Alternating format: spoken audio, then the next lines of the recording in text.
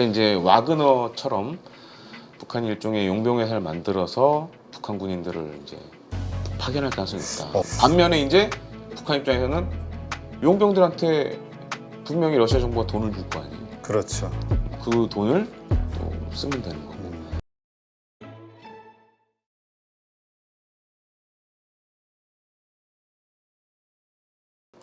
지금 우크라이나가 사실 북한의 그 무기, 그 소련에 공급하는, 러시아에 공급하는 네. 이거 가지고 상당히 예민하게 자주 언급을 하고 있는데 네. 실제로 이 북한의 무기가 그 러시아에 어느 정도나 지금 지원이 되고 있는 건가요? 밝혀진 게?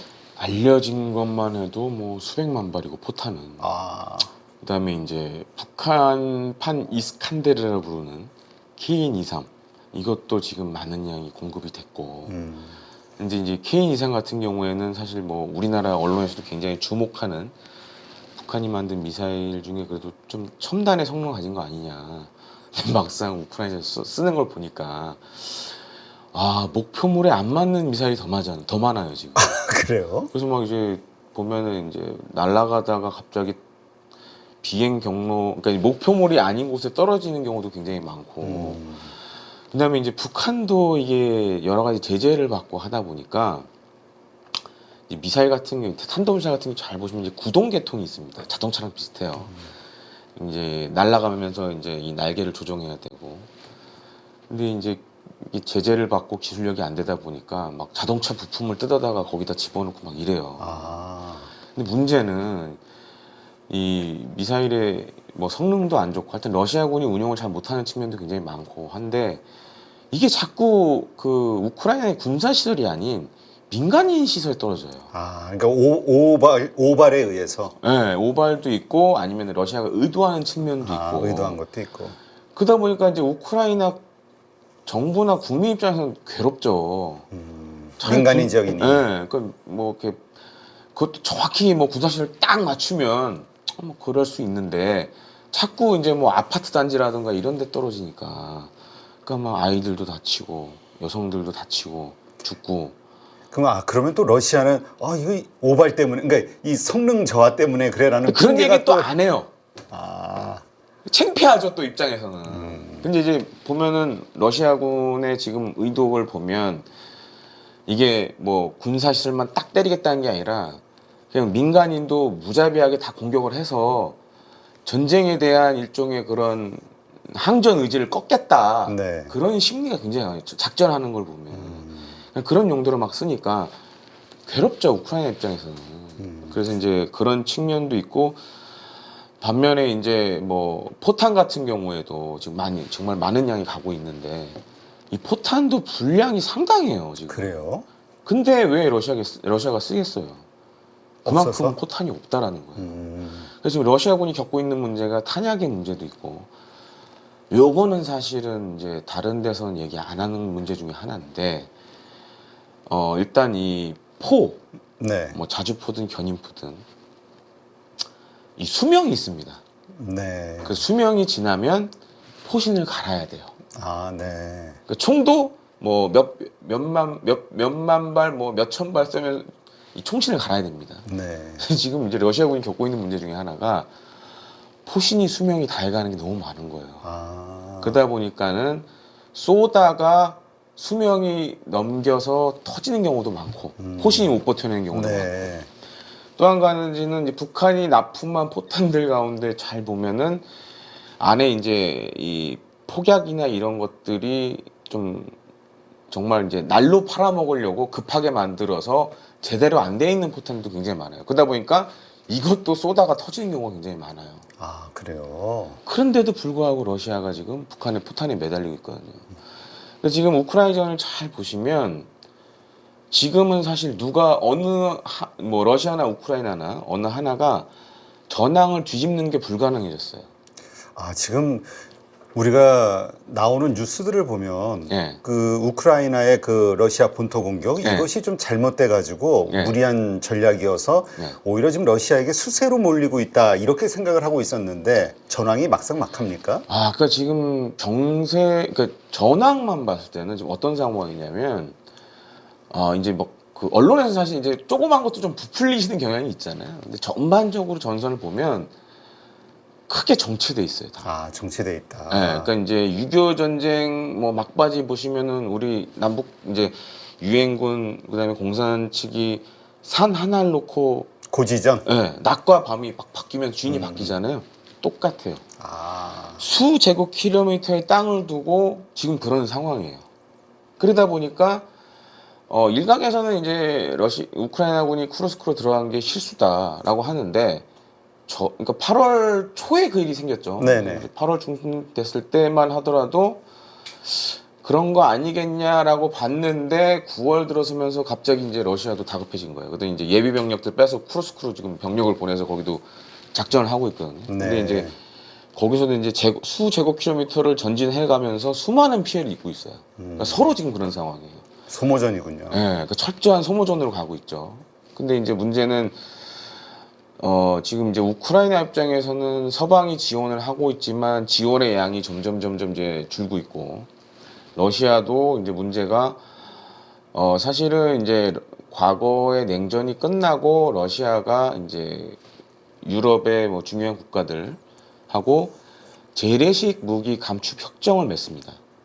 그래서 많은 전차와 자주포 뭐 이런 것들을 사실 이제 그때 러시아는 경제적으로 그걸 유지할 상황이 안 되고 그렇죠. 그러다 보니까 이런 많은 장비들을 창고에 다 넣어놨었거든요. 지금은 어떤 상황이냐? 다 꺼내 쓰고 있어요. 그만큼 파괴되는 양도 많고 하다 보니까 이 냉전 때 창고에 넣어놨던 무기들 다 꺼내서 지금 쓰고 있는데 이 창고들도 지금 텅텅 비어가고 있어요.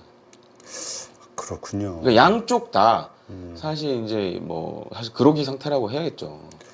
서로 이제 이러다 보면은 바로 직전, 그러니까 서로 힘들게 어떤 명분만 있으면 딱 손을 잡을 것 같은데, 근데 젤렌스키 입장에서 우리가 계속 생각해 보면 아니에요. 그 어려울 것 같기도 하고. 사실은 이제 국내 언론에는 소개가 안 됐지만은 사실 이제 지금 젤렌스키 그 대통령이 몇 달 전만 몇 주 전에 이제 뭐 미국도 가고 몇 달 전에 미국도 가고 유럽도 네네. 돌고 했는데 그쪽 언론에서 나온 얘기를 들어보면 휴전할 용의가 있다.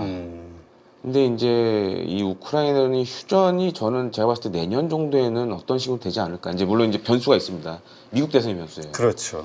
트럼프가 재선되면 그거는 바로 휴전의 길로 가는 거고 만약에 지금 해리스가 대통령에 당선된다 그러면 좀 더 갈 거예요. 근데 어떻게 됐든 간에 25년에는 끝날 것 같아요. 네. 근데 이제 우크라이나 입장을 봐야 됩니다. 그래서 이제 우크라이나 입장에서 보면 이제 젤렌스키 대통령이 이제 약간 뭐 유명한 언론이 아니지만 유럽의 몇몇 언론에서 이렇게 흘러나온 얘기들을 보면 조건을 몇 가지 이제 걸죠. 나토에 가입해야 된다. 그러니까 이제 안보적 그럼 담보를 뭘로 해줄 거냐. 그렇지. 이거 스톱됐다가 또 잠깐 쉬었다 또 쳐들어오면 안 되니까.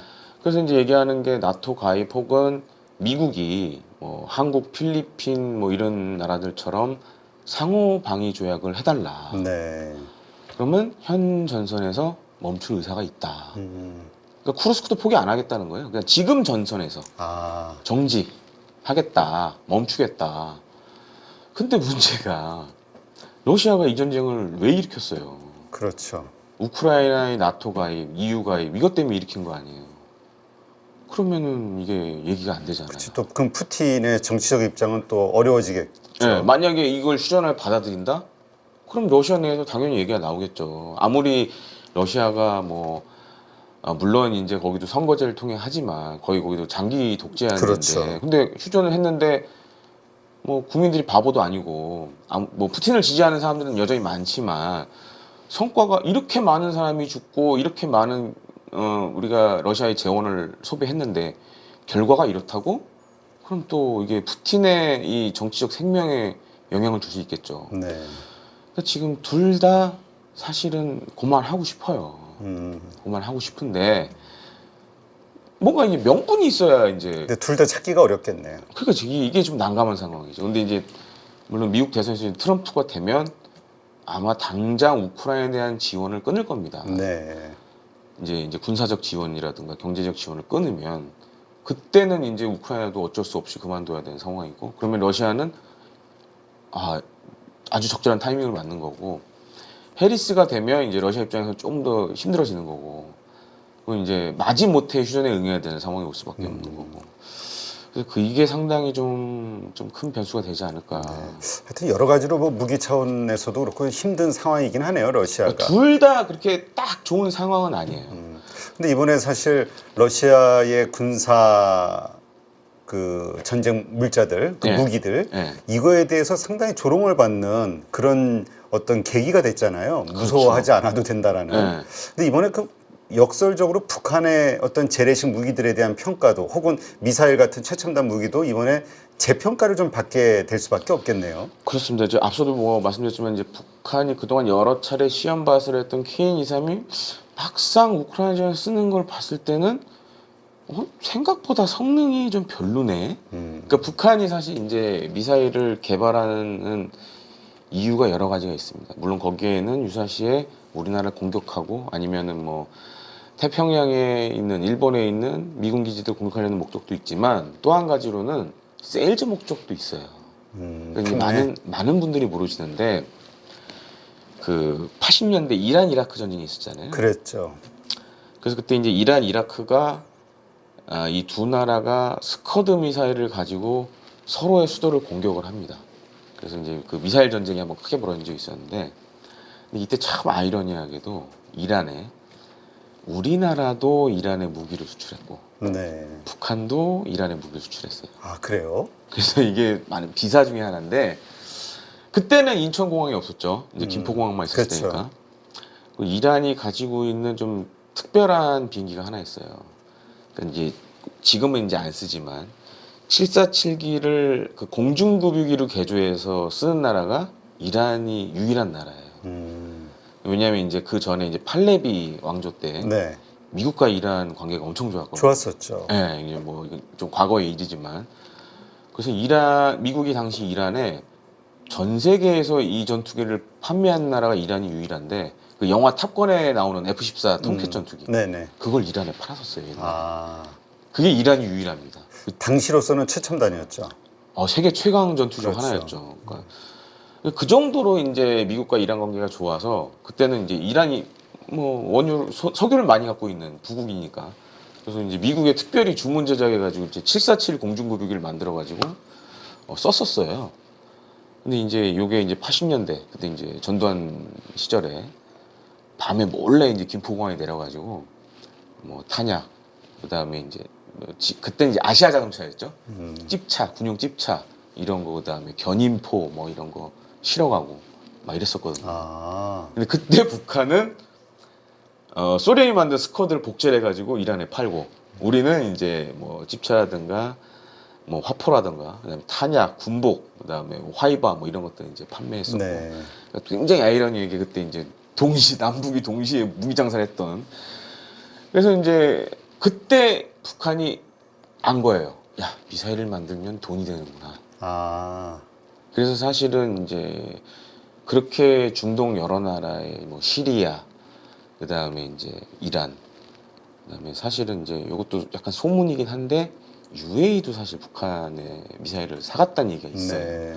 네. 중동 같은 경우에 이제 이 미국이나 유럽이 그런 뭐 중단거리 탄도미사일을 안 파니까 그리고 그러다 보니까 이제 북한산 미사일을 이제 산 사례들이 좀 있는데 그러니까 이제 그런 것 때문에 사실 북한이 미사일을 개발에 좀 집중하는 것도 있고 최근에 보시면은 약간 미사일 기능을 가진 유도 로켓들도 막 만들어내잖아요.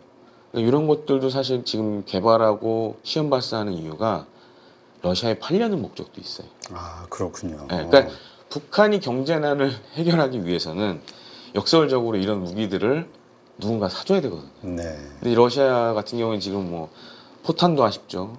그다음에 이제 이런 미사일도 아쉽죠. 그러니까 이제 물론 뭐 러시아도 지금 북한에 돈을 주는 건 애매한 상황이에요. 그럼 이제 러시아가 줄 수 있는 거는 대신 이제 식량, 에너지 이런 것들은 러시아가 줄 수 있죠. 네. 어떻게 보면 이제 그 북러 관계가 이게 밀착이 되는 것도 이 러우 전쟁이 아니었으면 사실 이렇게 밀착될 일이 없었죠. 그렇죠. 네. 그 전까지는 사실 중국하고 그렇게 찰싹 달라붙었었는데 요즘 오히려 좀 중국은 좀 멀어지는 느낌이에요. 아까 이제 지금 북중 관계는 제가 봤을 때는 좀 최악이죠. 뭐 근데 그럴 이유가 있나요? 서로 돕고 도울 관계지 무슨 이해관계가 뭐 그렇게 첨예한 어떤 이해관계가 있는 것 같지는 않은데. 아, 그게 이유가 있습니다. 이제 북한이란 나라를 잘 보시면 북한의 외교사를 이제 냉전 시절 외교사를 잘 보면 그 마오쩌둥 시절 때까지는 북중 관계가 정말 혈맹 같은 관계였어요. 네. 근데 덩샤오핑이 집권하고 나서는 이게 갈라지기 시작하죠. 왜냐? 당시 김일성은 스탈린주의에 더해서 어떻게 보면 이제 왕조 국가를 만든 거 아니에요? 그렇죠. 마오쩌둥도 스탈린주의로 간 거였고, 그러니까 장기 집권하게 되잖아요. 근데 덩샤오핑이 들어서면서 중국이 개혁 개방했죠. 그러니까 수정주의 노선으로 간 거 아니에요. 그리고 이제 네. 중국식 사회주의하고 그러면서 야 이거 잘못하면 북한 입장에서 봤을 때 야 이거 잘못하면 내 위치가 쟤네들이랑 같이 나이자면 위치가 흔들리겠는데 하면서 이제 좀 갈라지기 시작한 거죠. 네. 이게 이제 85년도에 실제로 이제 있었던 일입니다. 이게 85년도에 어떤 일이 있었냐면 이거는 중국에서 이제 북한 연구하는 사람들이 아주 대표적인 사례로 꼽는 그런 일이 있었어요. 어떤 일이 있었냐면은 마오쩌둥 시절에 이제 북한에 중국에서 만든 전투기를 무료로 줍니다. 네. 갖다 쓰라고. 85년도에 이제 수명이 다해서 이제 정비를 하러 중국으로 다시 왔는데 중국 심양이 지금도 이제 거기 중국군의 전투기를 납품하는 공장이 있어요. 거기 내렸는데 수리해줘. 북한 조종사들이 내려가지고 이제 수리해줘. 뭔 소리야? 중국 측에서 뭔 소리야? 돈을 내야지. 그러니까 야 무슨 소리야? 이거 니네 우리한테 공짜로 줬으니까 니네가 공짜로 수리해줘야지. 그래서 이게 올라가서 당시 덩샤오핑이 보고가 됩니다. 아, 그래요. 네, 그래서 덩샤오핑이 야 공짜로 해주지 마. 돈 받고 해줘.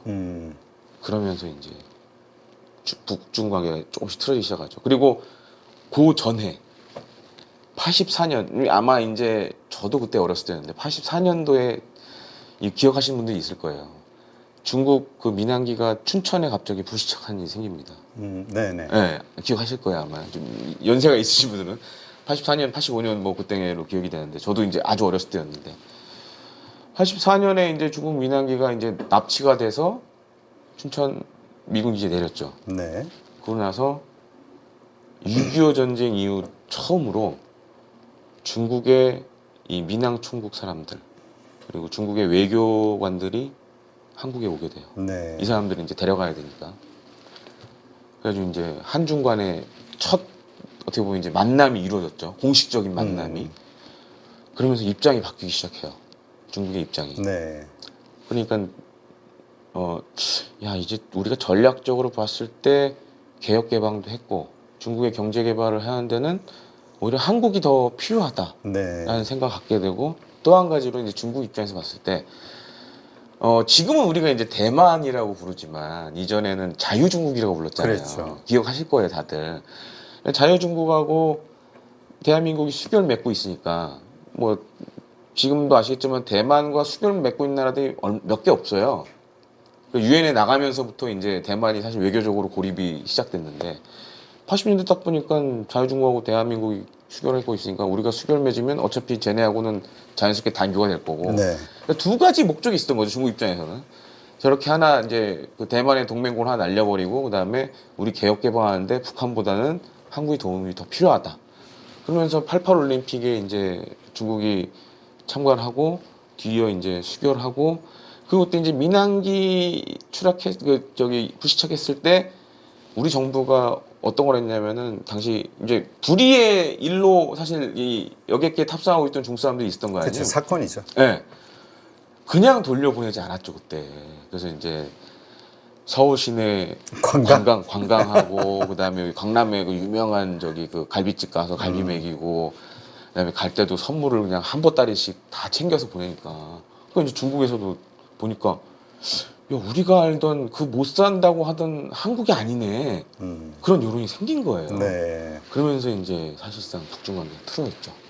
틀어지면서 북한이 그렇게 하지 말라고 했던 한중 수교 이루어졌고 네. 그러니까 이제 북한 입장에서는 이제 그때부터 사실 북중 관계가 틀어졌었죠. 다른 방향으로 가기 시작했죠. 그래서 그게 쌓이고 했는데 지금은 어떤 문제가 있냐? 김정은 입장에서 봤을 때 특히 이제 전에 김정일이 그런 얘기도 했어요. 좀 불만 섞인 말로 아니 미국은 한국을 정말 무한대의 지원을 해주는데 네네. 중국은 그냥 우리가 죽지 않을 만큼만 해준다. 그러니까 그게 불만이었던 거죠. 네. 김정은도 중국이 썩 달갑지 않고. 그다음에 이제 왜 그럼 김정은이 중국을 싫어했을까? 김정남 때문이었거든요. 아, 맞아요. 중국이 김정남을 보호한다. 뭐 그런 얘기가 예. 장성택도 그 중국하고. 그러니까 이제 김정은 입장에서 봤을 때는 집권하고 봤을 때 저기 저 형하고 이 장성택 만약에 이 두 사람이 중국하고 짝짝꿍해서 자기를 없애버리고 집권하면 난 어떻게 되지? 이제 이런 공포를 갈 수밖에 없죠. 네. 그래서 북중 관계가 김정은 집권하고 나서 굉장히 안 좋았습니다. 네. 그러니까 이게 풀린 게 김정은이 이제 남북 대화하고 정상회담하고 트럼프 만나니까 중국도 야 우리가 전략적인 걸 고려해봤을 때 쟤를 그냥 내버려둬서는 안 되겠다. 일단은 좀 만나보자. 네. 그래서 이제 뭐 시진핑 주석이 회담도 하고 했는데 사실 시진핑 주석은 김정은 별로 안 좋아해요. 그래요? 예, 오히려 박근혜 전 대통령을 더 좋아했어요. 그때 당시. 네. 하긴 그 군사열 뭐 할 때. 그러니까 이제 그때 이제 그 열병식에도 우리 박근혜 대통령이 갔었고 그때 더 웃겼던 거는 박근혜 대통령은 이제 시진핑 주석하고 가장 윗단에서 봤고 북한에서 온 사람은 그 다 밑에 있었고 아, 그랬어요? 그게 그래서 굉장히 의미하는 바가 컸어요.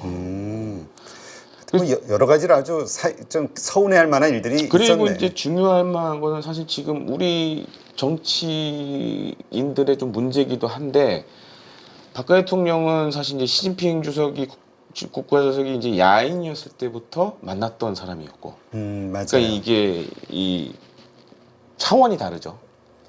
그리고 어떻게 보면 동병상련의 심정이 있었던 거죠. 이제 시진핑 주석도 보면 아버지가 굉장히 공산당 내에서 그렇죠. 유명한 사람이었고, 뭐 개혁 개방을 주도했던 사람 중에 한 명이었고, 뭐 박근혜 대통령 잘 아시다시피 이제 박정희 대통령의 딸이었고, 그러니까 이제 정치인으로 성장하는 과정도 사실 비슷하거든요. 그러니까 여러 가지 이제 평지 풍파를 뚫고 최고의 자리까지 올랐으니까 이제 그런 측면에서 뭔가 동질감이 있는데 김정은은 보면은 시진핑 주석의 입장에 봤을 때는 그냥 풋내나는 어린애죠. 약간 이제 뭐 정말 물려받은 그렇죠. 그런 거였고, 근데 시진핑 주석도 그 공산당의 이런 걸 잘 보시면 이 지금 이 당 그러니까 국가 주석에 오르기까지 굉장히 많은 난관들이 있었습니다. 네. 라이벌들도 있었고 그걸 다 뚫고 올라온 거잖아요. 그렇죠. 그런 측면에서 봤을 때는 약간 좀 애송이로 보는 거죠. 그렇다면 아직도 어쨌건 그 뭐 필요한 것들 만약에 중국에게 얻을 수밖에 없다 그러면 뭔가 또 북한에서 제스처를 취하면서 노력을 할 텐데 이제 러시아가 그 역할을 해주니까 그렇죠. 더 이제 소홀하게 됐다 이렇게 봐야 되겠군요. 그것도 있고 또 한 가지로는 이게 김정은을 비롯한 북한 지도부가 염려가 되는 거죠. 어떤 염려가 되냐? 북한의 장마당을 잘 보시면 찍었던 영상을 잘 보시면 북한이 경공업 제품들을 만들 능력이 안 돼요 지금. 네. 그러다 보니까 대부분이 중국산이에요. 쌀도 중국산, 네. 비누도 중국산, 심지어 치약, 신발, 하여튼 옷 다 중국산이에요. 네. 그럼 이게 의미하는 바가 뭘까? 경제가 중국에 그만큼 의존도가 높다라는 거예요. 그러니까 이제 북한은 항상 그 중국에 대한 딜레마가 있습니다. 과거에도 보면 이제 6.25 전쟁 때 왜 중국군이 항미 원조란 이름으로 참전해서 사실 지금의 이 분단의 상황을 만들었잖아요. 그렇죠. 그때 김일성이가 가장 두려웠던 게 뭐냐면 전쟁이 끝났는데도 중국군이 안 나가는 거예요. 계속 버티고 있는 거예요. 그러니까 나가라고. 왜냐? 만약 중국군이 저 많은 병력이 지금 북한에 있는데 얘네들이 누굴 지도자로 내세워서 엎어버리면 자기 죽을 수도 있으니까. 그렇죠. 그게 항상 문제였던 거예요. 그런 딜레마를 항상 안고 있죠. 그러니까 필요해서 손 벌릴 때는 얘기하지만 기본적으로 어떤 불신 같은 게 있군요. 중국에 대한. 그리고 우리 역사를 잘 보시면 그러니까 뭐 이제 과거 역사들 보면 중국이 이 조선이나 뭐 고려 침공할 때 가장 많이 당했던 데가 지금 북한 땅들이잖아요. 그렇죠. 북쪽. 그러니까 이제 북한 사람도 그게 있어요. 알게 모르게 그런 이제 쟤네는 언제든지 우리를 쳐들어올 수 있다라는 좀 그런 그리고 역사 교육도 그렇게 합니다. 또 실제로. 그러다 보니까 좀 우리하고는 좀 다르죠. 그렇군요. 근데 지금 그 중국하고는 좀 멀어졌다. 러시아하고 가까워졌다. 뭐 이런 것은 이해가 되는데 사실 이란하고도 좀 여러 가지 그 이야기들이 좀 있잖아요. 핵과 관련해서 뭔가 기술 수출을 했다, 미사일 뭐 수출을 했다, 기술 네. 수출을 했다. 이거에 대해서도 지금 밝혀진 건 없는 거죠. 밝혀진 건 많죠. 아, 그래요? 그러니까 이제 그 얘기 드렸잖아요. 이란 이라크 전쟁 때 북한이 스커드 미사일 팔아서 대박 났다고. 아, 그러니까 그때부터 사실 이 북한과 이란 간에는 미사일 커넥션이 형성이 됩니다. 아, 그랬군요. 그러니까 북한 열병식을 잘 보면 이란 군인들이 항상 나타나요. 네. 그러니까 그걸 참관하고 있어요. 그러니까 이제 지금은 근데 이란의 미사일 기술 수준이 많이 올라왔어요. 그러니까 그거를 이제 북한이 많이 도와줬고, 그럼 이제 이란은 그럼 뭘 도와줬을까? 뭐 석유라든가 달러라든가 이런 거 지원을 하는 거죠. 그리고 일종의 이제 이란이 투자를 해서 북한의 미사일 기술력을 높인 부분도 있고, 네. R&D 과제를 주는 거죠, 일종의. 그렇군요. 그런 식으로 하는 경우도 있고. 그래서 사실 이제 지금 이란과 북한 간에는 그런 이제 어떻게 보면 이제 무기 커넥션 계속 있고. 그러니까 이제 이란이 후원하는 그 일종의 테러 단체, 네. 군사 단체, 뭐 아시다시피 하마스, 헤즈볼라. 그 걔네들이 쓰는 무기들 잘 보면요, 북한산 많아요. 알게 모르게 이제 이란을 거쳐서 가는 물건들도 많고. 그러니까 북한의 무기 수출, 특히 중동 지역 무기 수출에 있어서 이란이 굉장히 중요한 역할을 하는 나라 중에 하나입니다. 아, 그렇군요. 예. 그럼 이번에 그 러시아의 무기만이 아니라 군사 인력들도 좀 나가 있다 뭐 이런 얘기들도 있던데 이거는 좀 의미는 다르잖아요. 이건 그렇죠. 사실로 밝혀진 건가요? 그러니까 사실 이제 우크라이나 쪽에서 지금 계속 뉴스들이 나오고 있고, 그다음에 그 뉴스 아마 보셨을 거예요. 이제 우크라이나 군의 공격에 의해서 지금 이제 그 전선에 있는 북한군이 뭐 사망하고 부상을 당했다. 그래서 그게 이제 우크라이나 언론에서 나왔거든요. 근데 이제 우크라이나 언론을 그걸 잘 보시면 그거의 소스까지 이제 보통 이제 외국 언론들 보시면 소스까지 같이 이제 링크를 거는 경우가 많습니다. 그래서 저도 이제 찾아봤는데 원 소스는 사실은 텔레그램상에서 나왔어요. 그래요. 그러니까 이제 러시아 우크라이나전이 재밌는 게 뭐냐면 이 전황과 관련된 걸 잘 알려면 텔레그램을 봐야 돼요. 텔레그램에 정말 많은 소식들이 나옵니다. 그 군인들이 올리는? 군인들이 올리거나 아니면 일종의 이제 텔레그램을 활용하는 블로거들도 있고. 네. 근데 북한 군인이 사망하거나 부상했다는 소식이 원전이 바로 이제 텔레그램에서 나왔어요. 아, 그래요. 그 텔레그램 채널을 제가 이제 들어가서 봤더니 이 채널이 특징이 뭐가 있냐면 그 러시아 국방부의 뒷얘기 같은 것들만 올려요. 전황도 올리지만. 근데 그래서 그걸 소스로 했는데 재밌는 거는 그 내용도 좀 담겨 있어요. 그럼 이 북한 군인들이 뭘 하다가 죽었냐 보면 이제 사실 지금 이제 우크라이나 같은 경우에는 미국이나 유럽의 무기들을 사용해서 지금 이제 러시아군을 공격을 하잖아요. 근데 거기서 핵심적인 내용이 뭐였냐면 미국 러시아 무기에 대항해서 러시아군이 어떻게 작전하는지를 북한군한테 보여줬다 그러더라고요. 그래서 그거를 보여주는 그 훈련에서 갑자기 우크라이나가 공격을 해서 주권을 다쳤다라는 얘기가 이제 나왔는데 보면은 그런 소식들만 봤을 때는 참전을 위한 뭔가 준비는 하는 것 같아요. 아, 그것이 그러니까 우리 소위 그 어떤 무기를 팔았으니까 운용을 어떻게 할 것인가 사용법 알려주고 이런 어떤 그 고문단, 군사 네. 고문단 이런 게 아니라 네. 실질적으로 참전을 하기 위한 사전 정보 아니면 무슨 네, 그렇죠. 그런 용도 그런 거를 지금 하고 있는 것 같고 또 뭐 이 녹화 며칠 전에 나왔지만 한 10,000여 명 되는 병력이 지금 준비하고 있다. 북한에서요? 러시아 내에서 지금 준비를 하고 있다. 이미 건너가서? 네. 그래서 사실은 이제 뭐 몇 달 전에 이제 평양에서 푸틴 대통령이 평양 가서 북러 정상회담 했을 때 그때 저는 그럴 가능성이 높다고 봤거든요. 용병들 보냈을 가능성이 높다. 근데 용병 형태로. 네. 그러니까 이제 와그너처럼 북한이 일종의 용병 회사를 만들어서 북한 군인들을 이제 파견할 가능성이 있다. 근데 만약 그게 일어나면 좀 상당히 국제적으로 파장이 커질 것 같은데요? 글쎄 저는 파장은 별로 없을 것 같아요. 그래요? 파장은 없을 것 같은데 우크라이나만 화나가지고 우크라이나만 이제 좀 상황이 심각해지는 거죠. 그러니까 지금 러시아군의 문제 중에 하나가 무기 탄약도 고갈되고 있지만 군사 병력도 점점점 줄어들고 있거든요. 이건 뭐 우크라이나도 비슷한 상황인데 만약에 한 10,000여 명 되는 병력이 정말 지금 준비를 하고 있다면 한 10,000여 명 정도면 여단급 병력입니다. 근데 아마 이제 러시아 입장에서는 북한군이라는 걸 안 나타내기 위해서 러시아 잘 보시면은 사실 이제 그 몽골 계통들도 있어요. 네네. 다민족 국가거든요. 그렇죠. 그런 사람들 사실 우크라이나에서 지금 싸우고 있거든요. 그런 부대들을 쓱 집어넣는 거죠. 그래서 이제 약간 희석을 시키는.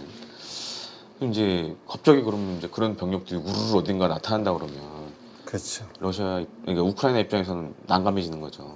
반면에 이제 북한 입장에서는 용병들한테 분명히 러시아 정부가 돈을 줄 거 아니에요. 그렇죠. 그 돈을 또 쓰면 되는 거고. 근데 러시아군 같은 경우에는 지금 전 세계에서 용병들을 많이 데려오고 있어요. 네. 그러니까 심지어 뭐 인도, 그러니까 이제 사기극이 좀 펼쳐집니다. 인도, 네팔 이런 데 보면은 아, 뭐 러시아에서 노동자를 근무하는 것 같은데 딱 버스 타고 내려보니까 갑자기 우크라이나 전선에 딱 내려져가지고 그래서 다시 집에 보내주세요 하는 그런 SNS도 되게 많아요. 그래요? 예. 네. 우리는 잘 이제 관심을 안 갖는데 그렇죠. 심지어 그 중국 사람들도 가 있는 경우가 많아요. 직업 속에서 잘못 선택해가지고. 그 중국 사람들 중에는 용병으로 진짜 간 사람들도 있고 죽은 사람들도 꽤 있어요. 네. 그래서 그런 것들이 사실 SNS상으로 보면 꽤 있습니다. 그러니까 이제 그렇게 섞는 방법으로 투입될 가능성도 있는 거죠. 그리고 네. 이제 북한 입장에서는 북한이 뭐 별 경제력이 있는 것도 아니고 퇴역 군인들이 쌓였는데 그렇죠. 어렵고 먹고 살기 힘들고. 네, 가서 외야 벌어오는 게 낫지. 그러면 이 특히 용병들 같은 경우에는 뭐 건설 노동자에 비할 바가 아니죠. 이 주는 월급 자체가 어마어마하다 보니까 실제로도 그래요. 지금 이제 러시아의 측에서 활약하는 용병들을 보면 많은 수당을 받고 정말 활약하는 경우가 많다고. 그럼 우크라이나 그 젤렌스키 대통령이 계속해서 이거 경고를 하려고 하는 것은 예. 말씀하신 대로 그런 정보라든가 팩트에 기반한 어떤 정보들이 있기 때문에 그러니까 이제 그러는 거라고 우크라이나 봐야겠군요. 군 당국이나 뭐 정보기관들 같은 경우에는 사실 러시아 내에 상당한 이 휴민트라든가 여러 가지가 구축되어 있는 상황이기 때문에 그럼 잘 보시면은 모스크바 시내에서 막 암살하고 그러잖아요. 네. 우크라이나 정보국이 그런 거 봤을 때는 상당한 그런 좀 인포메이션을 갖고 얘기하는 거 아니냐 이렇게 네. 추정해 볼 수 있는 거죠. 아, 그래서 처음에 말씀하셨듯이 이번에 그 평양의 그 삐라를 살포한 무인기 네. 이것도 그런 차원에서 우크라이나의 경고일 네, 수도 있다라는 가능성이 좀 있어 보이죠. 떠오르는 이유가 그러니까 지금 우크라이나 정부 같은 경우에는 정말 이제 물불을 안 가리거든요. 그렇지 지금 이제 죽느냐 사느냐 막판인데 가릴 게 없죠. 그 물불을 안 가린 작전을 하다 보니까 그리고 이제 이게 서해상에서 배 타고 나가서 공해상에서 이렇게 하면은 사실 알기가 힘들어요. 그리고 이제 무인기 자체 뭐 반복적으로 말씀드리지만 이게 뭐 레이더에 잡기가 쉬운 게 아니기 때문에 그리고 아직 수거를 못했으니 그러니까 이제 북한도 증거가 없으니까 그러니까 만약에 수거를 했다라면 이제 바로 사진 공개하겠죠. 그렇죠. 근데 안 하잖아요. 그러니까 이제 그래서 이제 많이 얘기 나오는 게 한 50% 이상은 지금 자작극으로 보는 거고 그다음에 뭐 민간 단체 그다음에 이제 뭐 제가 오늘 여기서 처음 말씀드리지만 우크라이나의 가능성 뭐 이런 게 나올 수밖에 없는 게 증거가 없으니까 여러 가지 가능성들이 계속 언급이 되는 거죠. 네, 그렇군요. 하여튼 이 우크라이나 전쟁 이것이 먼 남의 나라 이야기인 줄만 알았는데 지금 돌아가는 상황을 보니까 우리의 안보하고도 또 네. 우리의 여러 가지 그 경제적 관련해서도 이 상충되는 부분들이 자꾸 그러니까 튀어나오네요. 지금 만약에 뭐 이거는 상상의 영역이지만 실제 우크라이나 전쟁에 북한군이 투입이 되고 북한군이 싸우는 영상이나 전사한 영상 이게 또 북한군이라는 증거가 나오면 당장 이제 우리 정부도 좀 상황이 급박해집니다. 어떤 문제가 생기냐? 우크라이나가 이제 대놓고 얘기하겠죠. 야, 북한이 지금 우리 나라 와서 싸우는데 한국도 뭐 해야 되는 거 아니냐. 그러면 이제 나올 수 있는 게 살상무기 지원이죠. 지금 우리가 안 하고 있잖아요. 그렇죠. 근데 이제 그러면 이제 우크라이나 정부나 뭐 미국이나 특히 이제 유럽에서 야, 북한이 와서 지금 저렇게 하는데 너네는 아무것도 안 할 거야? 그럼 또 러시아하고의 또 관계가 또 우리는 또 복잡해지겠군요. 근데 이제 지금 러시아를 잘 보세요. 무인기 관련돼서 갑자기 북한 편 들었잖아요. 그러니까 지금 우리가 좀 이제 포기할 건 포기해야 될 것 같아요. 러시아는 이제 북한 편에 완전히 돌아섰어요. 그러니까 한국은 눈에 없어요 지금. 얘기하는 거 잘 보세요. 무인기 관련돼서 증거도 없는데 한국에 했다라는 식으로 자꾸 얘기를 하잖아요. 그렇죠. 그럼 왜 그러겠냐. 그만큼 러시아 입장에서는 지금 한국보다는 북한이 더 중요한 거예요. 근데 우려되는 상황 중에 하나가 만약에 북한군 용병이 진짜 투입이 되고 우크라이나 전선에서 사망을 하고 그게 영상이나 사진이 나오고 거기에 더해서 이게 북한 사람이라는 증거까지 나오면 우리 정부도 이러면은 이제 살상무기 지원을 검토를 해야겠죠. 진짜 네. 진지하게 검토를 해야 되는 상황이 올 수가 있는 거죠. 그렇군요. 그러면 그 얘기는 이제 우리도 역시 전쟁에 그냥 한복판에 같이 휘말려 들어가는. 그 어떻게 보면 이제 원치 않든 원하지 뭐 그게 어떻게 됐든 간에 자연스럽게 우리도 우크라이나전에 뭐 병력을 보내는 건 아니지만 갖고 있는 무기를 뭐 탄약이나 무기를 보낸다 그러면 뭐 발을 걸치게 되는 거죠 사실상. 그렇군요. 예. 아, 참 여러 가지로 복잡해지네요. 예. 네. 금리 인하는 우리에게는 기회입니다. 돈을 벌 수 있는 기회죠. 우리 포트폴리오에는 변화되는 주도주를 가지고 올 수 있게 하겠습니다. 일각에서는 그런 얘기들을 많이 하세요. 주도주 같은 경우가 뭐 천차만별로 이렇게 왔다 갔다 하는데 실제 이게 뭐 우리 포트에 가지고 올 수 있냐? 누구나 할 수 있습니다. 기초 VOD 강의가 먼저 진행되고요. 주 2회 라이브를 통해서 지금 변화되는 시장에서 바로 수익을 볼 수 있게 종목들을 추려서 진행을 할 예정이고요. 함께 돈을 벌기 위해서 준비했습니다. 저와 함께라면 충분히 가능하다는 말씀을 드립니다.